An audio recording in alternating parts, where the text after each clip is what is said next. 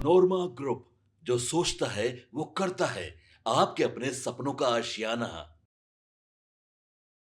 भारतीय राजनीति के इतिहास में पहली बार एक ऐसी अभूतपूर्व घटना घट रही है जिसने बड़े बड़े राजनीतिक पंडितों को हक्का बक्का करके रख दिया है। एक ऐसी अदृश्य और अघोषित राजनीतिक ताकत खड़ी हो गई है जिससे देश की सबसे बड़ी और संसाधन संपन्न सत्ताधारी पार्टी को अपने गढ़ से ही सीधी चुनौती मिलती दिखाई दे रही है। दिलचस्प बात यह है कि इस नई ताकत के पास न तो कोई बड़ा फंड है, न आलीशान दफ्तर और न ही पारंपरिक रैलियों का भीड़। इसके बावजूद महज कुछ ही दिनों के भीतर इस गुमनाम लहर ने सोशल मीडिया पर लोकप्रियता के साथ साथ एक नया रिकॉर्ड स्थापित कर दिया है। अब सबसे बड़ा सवाल यह है कि ये कौन है और ये सत्ता के शीर्ष गलियारों में बैठे पार्टियों के लिए खतरे की घंटी कैसे है। देखिए, हमारे साथ बाबा मौजूद हैं। हम पूछेंगे इनसे, जानेंगे भी इनसे इस पर विशेष। लेकिन उससे पहले एक और बड़ी बात जो है हम आपको बता देते हैं। इंटरनेट की दुनिया में कोई भी चीज ट्रेंड करता है, लेकिन अभी जो ट्रेंड कर रहा है 48 घंटों से, वो शायद पहले कभी नहीं हुआ।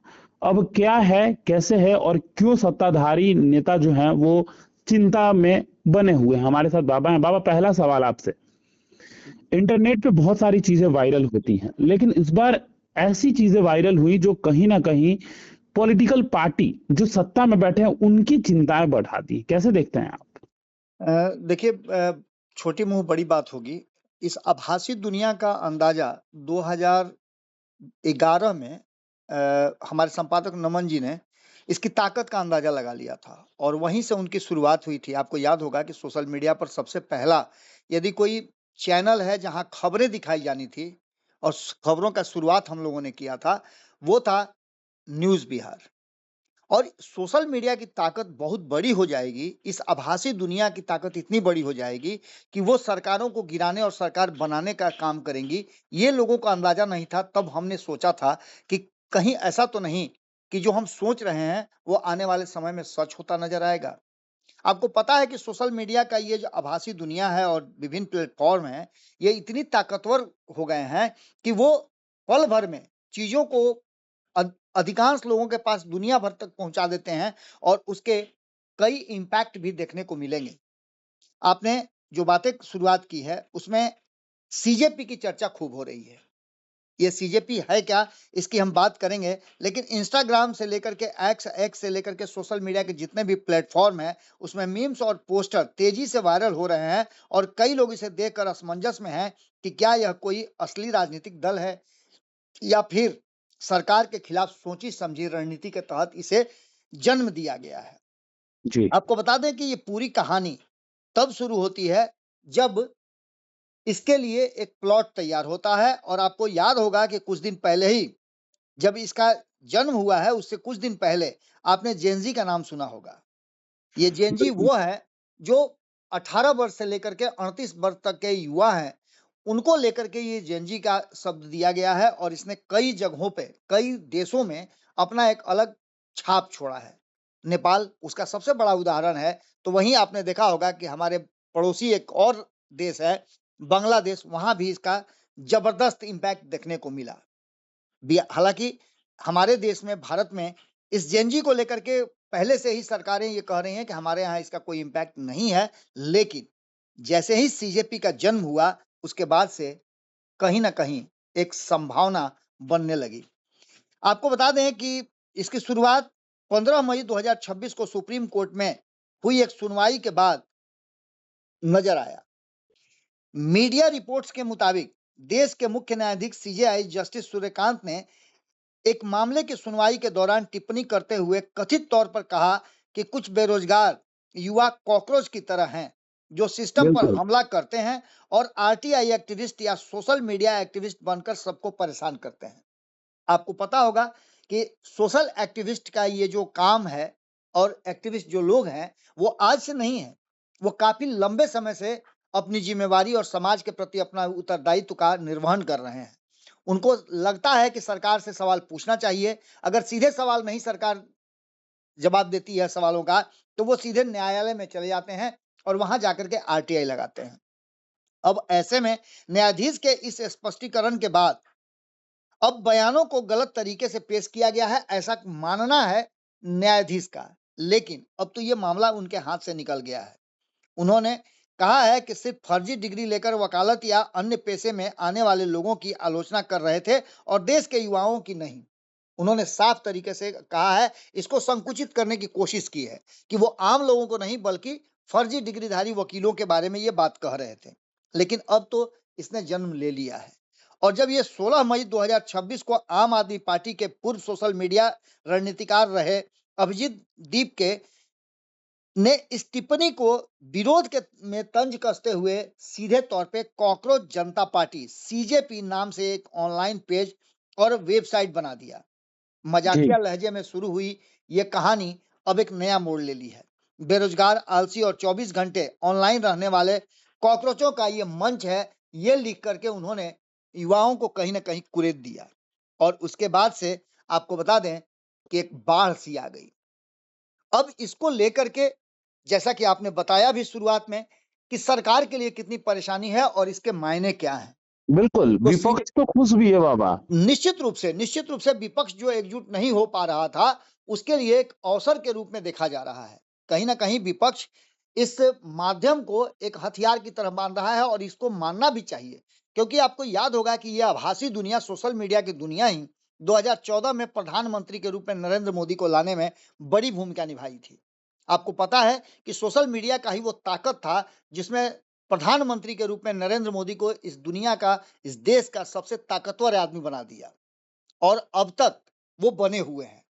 आपको बता दें कि लॉन्च होने के मात्र 5 दिनों के भीतर ही इस व्यंग वाले इंस्टाग्राम पेज पर 1.5 करोड़ यानी 15 मिलियन से ज्यादा फॉलोअर्स हो गए।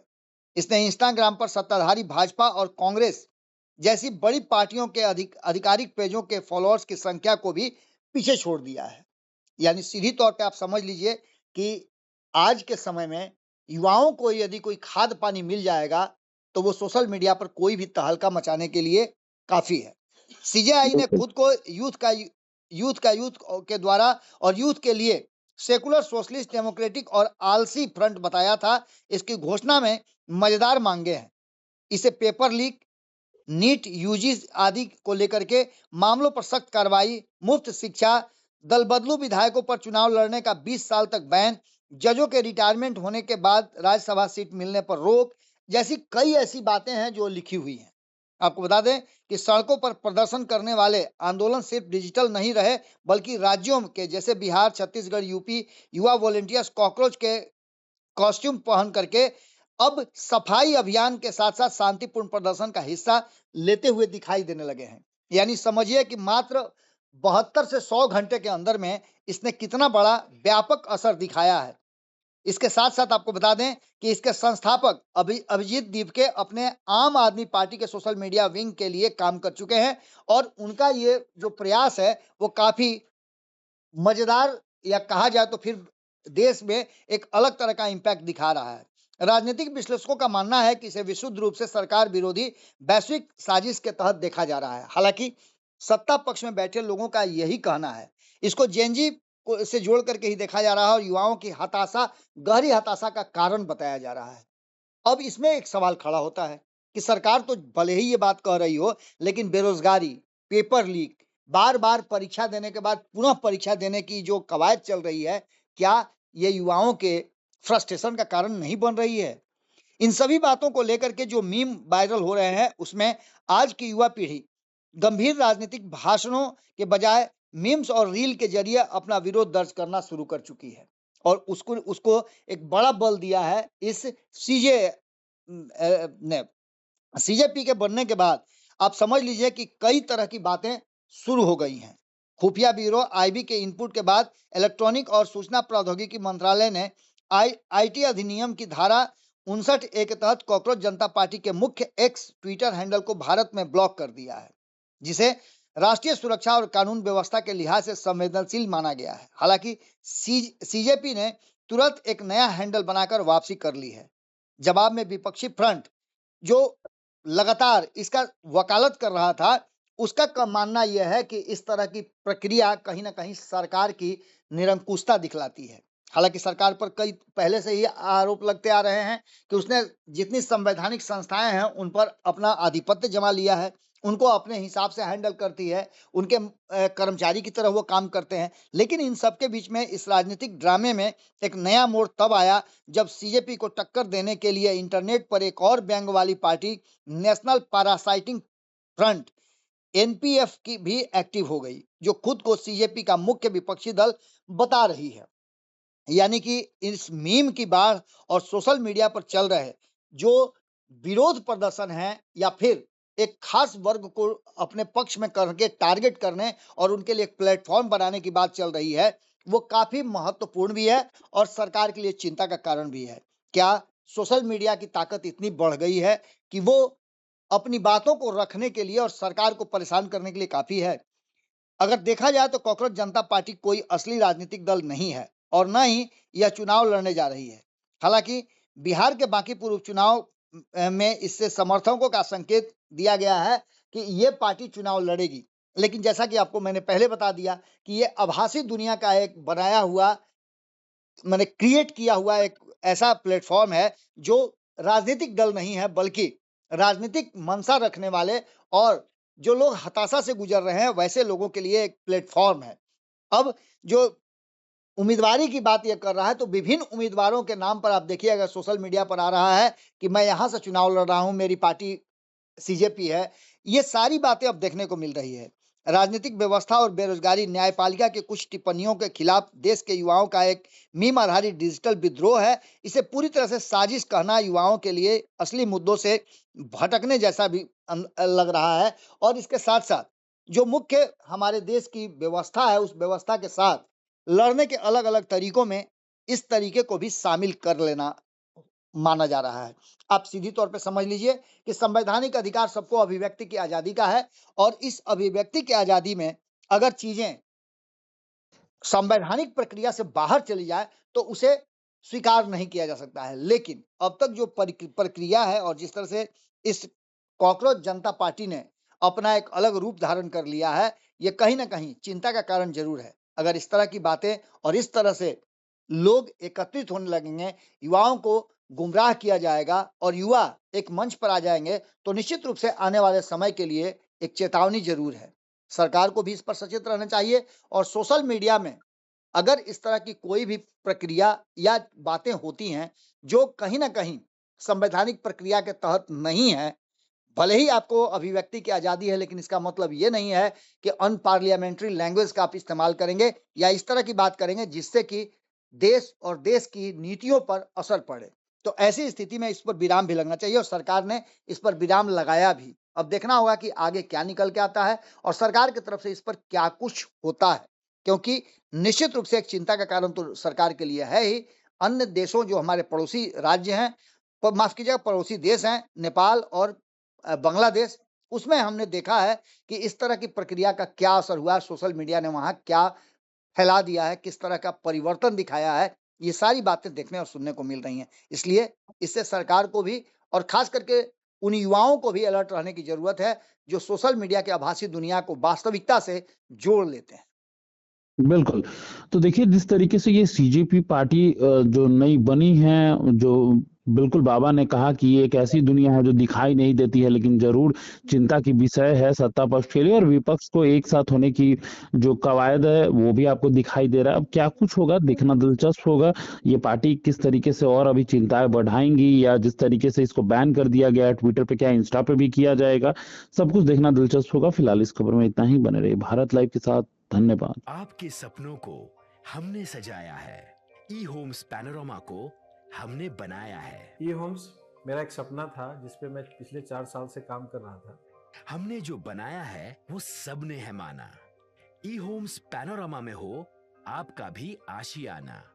और फाइनली हमने 2021 में इस प्रोजेक्ट को लॉन्च किया। बहुत लोग अप्रिशिएट कर रहे हैं कि पूर्णिया जैसे शहर में, बिहार के, एक तो बिहार की बात करें उसमें भी पूर्णिया जैसे छोटे जगह में इस तरह का लाइफस्टाइल देना, ये सुन के हम लोगों को बहुत अच्छा लगता है।